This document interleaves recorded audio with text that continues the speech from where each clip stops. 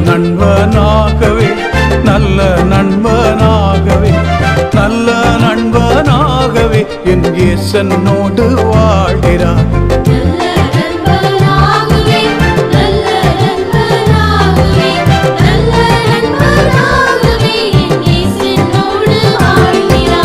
அல்லேலூயா பாடுவே அன்பரில் அகமகிழ்வே